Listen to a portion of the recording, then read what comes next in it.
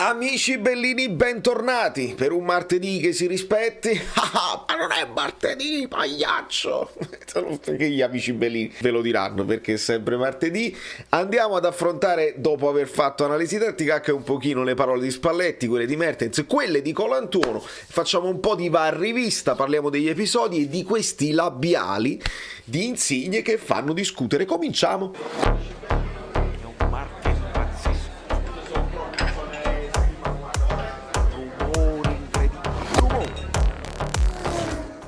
Allora, amici miei, amiche mie, iscrivetevi al canale.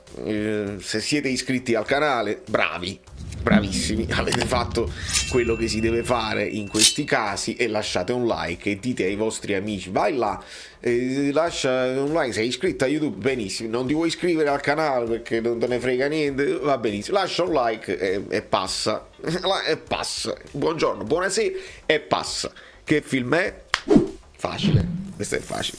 Allora, nel voler affrontare tutta una serie di discorsi dove noi siamo contenti per la vittoria, qualcuno anche con estrema onestà, noi siamo fatti così, noi non siamo abituati ad avere rigori generosi, anzi siamo abituati al contrario, cioè che quelli netti non ce li danno e quindi fa strano, cioè il tifoso del Napoli di base, di default si sorprende nella live tutti quanti nella chat, ma quello però forse era generoso, quell'altro non c'era, quell'altro non l'avrei mai dato, e quindi siamo proprio fatti così, siamo fatti tutto al contrario, e mentre in altre tifoserie, altre squadre giustificano tutto e il contrario di tutto, invece noi siamo fatti così e veramente dobbiamo vincere solo puliti.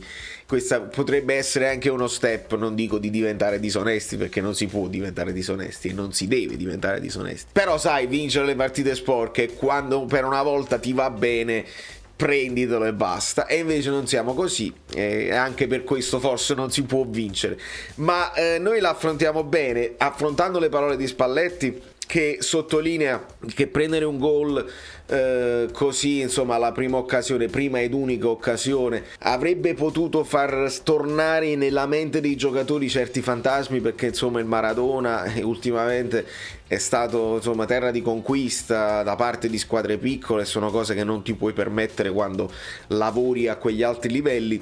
Però dopo il gol subito il Napoli si è rimesso là, magari non in maniera subito velocissima come avevamo cominciato, però arriva il rigore generoso su Elmas, su cui io voglio essere molto preciso. Lo sapete, il mio mantra è: basta simulazioni, non urlate, non mettetevi le mani in faccia se vi toccano qua, è grave voler ingannare l'arbitro, eccetera eccetera. Quel rigore per me non va dato perché Elmas si lascia andare, sente due tocchi, due braccia lo toccano, prima uno da qua e uno da là che si appoggia, due appoggi che secondo me non sono abbastanza per cadere, ok? Lui sta in serpentina, avviene questo sandwich di 2 o 3 giocatori e secondo me quello non può essere rigore. Vi dico anche però, e voglio sentirlo in tutte le discussioni eccetera eccetera, perché se il VAR non poteva intervenire, perché il VAR non può giudicare l'entità e l'intensità dei contatti che ci sono. Quindi io vi insisto con molta onestà, quel rigore poteva tranquillamente non essere dato, ma il VAR non può intervenire, quindi non può venire a dire Colantuono, con il quale io sono d'accordo su tutto, nella sua conferenza, non può venire a dire Colantuono il VAR poteva andare a guardare, subito qualcuno gli dovrebbe dire il VAR in questi casi non può intervenire. Perché noi ogni volta che ci sono rigori netti, ogni volta che ci sta la comitata di Dzeko che fa finire l'avversario con un occhio tanto, ci spiegano tutti i protocollini, il VAR non può intervenire per questo, quindi non è successo niente, andiamo avanti, non vi lamentate pagliacci. Io vi devo ricordare che il VAR non può intervenire in questo caso, quindi errore dell'arbitro, benissimo, decisione, c'è stato il tocco, va benissimo, su questo non c'è dubbio e andiamo avanti.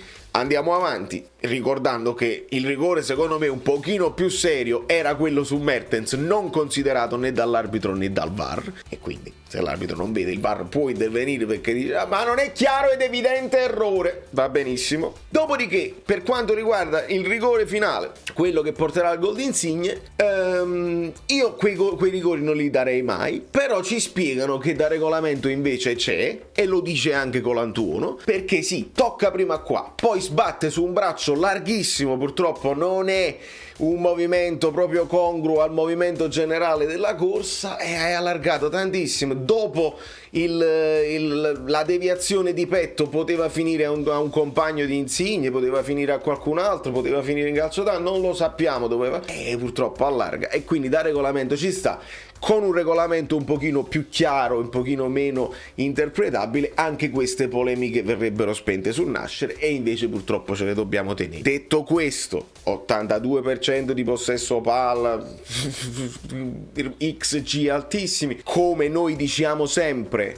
Ci manca il rigore netto, ci manca questo, quell'altro è stato inventato, però il Napoli non meritava comunque perché avremmo potuto fare. Vorrei sentire da addetti ai lavori e tifosi della Salernitana, e noi ne abbiamo un paio che sono stati molto corretti, comunque non abbiamo fatto niente, avremmo perso comunque, come ha detto anche Sabatini in conferenza che raggiunge Spalletti. C'è stato un siparietto molto interessante, non in conferenza, in intervista, dove Sabatini, che è un personaggio ovviamente sopra le righe, dice ogni 3 calci d'angolo danno un rigore, eccetera eccetera, e vabbè, e Spalletti fa proprio bene, gli dà il bacetto, non si discute con il direttore, va benissimo, e si spegne tutto sul nascere, come è giusto che sia, perché poi vediamo di non essere ridicoli, vediamo di non essere ridicoli, perché poi vorrei che il Napoli che viene aiutato dagli arbitri sarebbe veramente una cosa pagliaccesca, e quindi non soffermiamoci più di tanto su questo. Poi arrivano i labiali però di Insigne, perché anche su questo rigore c'è un labiale di Insigne, 2 labiali da analizzare, su cui voi dovete commentarmi sotto nei commenti, in descrizione, eccetera eccetera.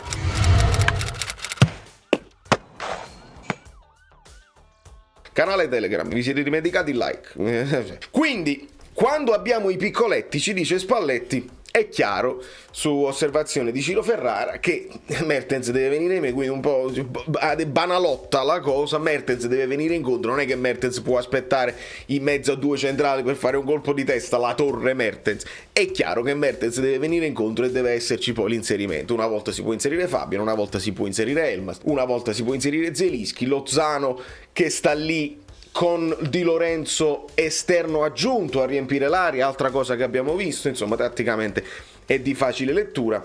Poi gli si chiede anche di Osimhen un po' nervoso con qualche compagno perché non ha ricevuto qualche pallone, qualche rifinitura. Spalletti la chiude bene anche lì, è nervoso, ma è nervoso anche a livello muscolare, è nervoso lui, proprio è teso, è tutto un muscolo, è tutto un nervo, perché vuole segnare, è sempre impetuoso, e sappiamo che va bene sul campo perché ti può dare anche quel di più, ti può dare il primo pressing subito, può creare sempre pericolosità, però si deve anche calmare a livello di reazioni con i compagni, perché non tutti possono prenderla bene, molti arbitri lo prendono di mira perché sbraccia sempre anche quando deve protestare, quindi questo è un momento di crescita che Osi deve fare, ma ovviamente con i compagni non ci sono problemi, perché ci sono subito strette di mano negli spogliatoi e non si crea caso, è solo una bischerata.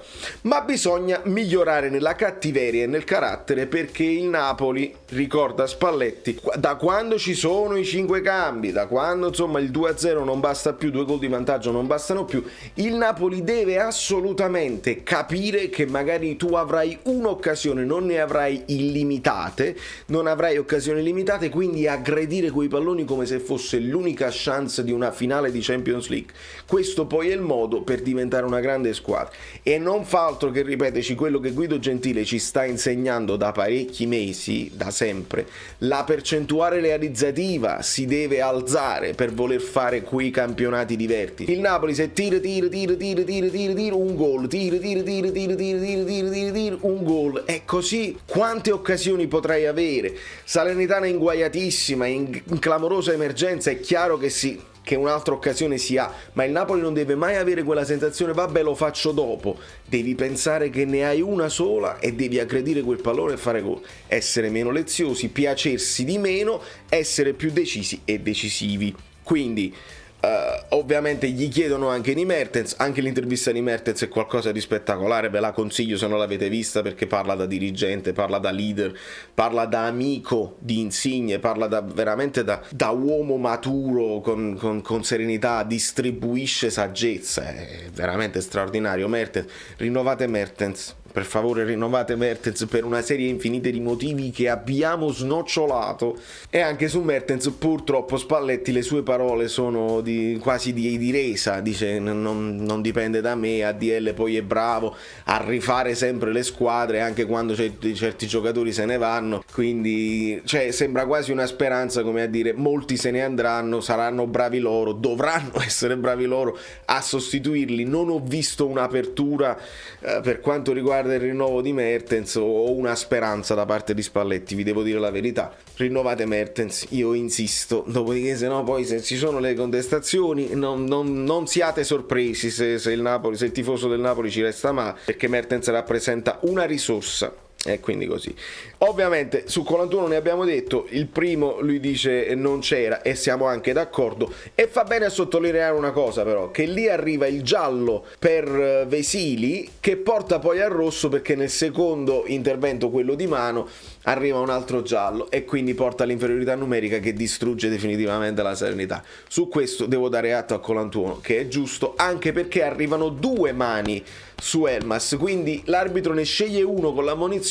Anche lì mi è sembrata una scelta probabilmente evitabile, perché quale delle 2 mani è stata quella che ha fatto cadere Elmas? Era abbastanza per farlo cadere, quindi questa protesta la capisco. E capisco anche il discorso sul protocollo, se 2 giocatori si negativizzano e non fanno parte più di quel 35%, però non li puoi utilizzare perché non hanno fatto visita medica, è una falla nel protocollo grave, e quindi è un'ulteriore difficoltà che una squadra che la Salernitana non si può permettere, che già non sono fortissimi purtroppo per loro, sono cugini i salernitani, noi non siamo napoletani, noi non siamo salernitani, è proprio così, però la vedo difficile salvarsi in queste condizioni. Vedrai Milan-Juve, gli chiedono a Spalletti, dice sì, me la guardo, ma più per imparare qualcosa, non per tifare per uno o per l'altra.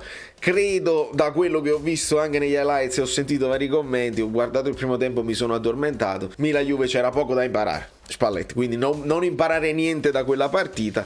E nel finale ci parla anche della fisicità, perché la fisicità nel nuovo calcio serve ed è importante. Signori, questo più o meno quello che è successo nel post partita. Ora poi mi dovete dire voi nei labiali di Insigne, perché ci sono 2 labiali. Il primo dove indica il simbolo del Napoli e dice non si capisce, ci sarò sempre, ti amerò sempre, ci sono e ci sarò, ti amo e ti amerò. Non mi è chiaro, quindi se voi ne avete capito qualcosa fatemelo sapere. E il secondo labiale è proprio sul rigore, dove abbraccia Mertens, e c'è un video che sta girando fatto dai salernitani, poi con dei sottotitoli immaginativi, perché dice non era rigore, l'ho preso qua e poi ho fatto gol. Non ha senso proprio che uno sta spiegando a Mertens era rigore e poi ho fatto gol. Che significa poi ho fatto gol? Quella non è, è proprio inventata. Però che dice che fa proprio il movimento, l'ha presa qua e poi sulla mano, sì, è vero, non sta dicendo niente di clamoroso in sì. E se dice non è rigore, qua io ho il dubbio, perché secondo me è come se dicesse a Mertens, ma secondo te non è rigore così quando la prende sul petto e poi la prende qua larga? A voi le interpretazioni da regolamenti, protocolli, le cose, siete voi che le avete fatti i protocolli, mica io. Da New York, Valerio Fluido è tutto, anche questa l'abbiamo rivista, va rivista. Tra un poco penso che me ne andrò anche live a casa di certi amici, dove dobbiamo parlare un pochino di tutte le squadre. Chi è iscritto al canale Telegram che trovate in descrizione lo saprà e può seguirci, sono cose carine, simpatiche per un martedì pazzesco. Ciao, sono Saveria Solida. Se arriviamo a 15.000 iscritti su YouTube è una cosa di cortesia, ma secondo me dovreste seguirlo anche su Instagram, @ValerioFluido. Fa tutte queste cose, credi? Sei iscritto pure a TikTok? Prendi più, dai, basta.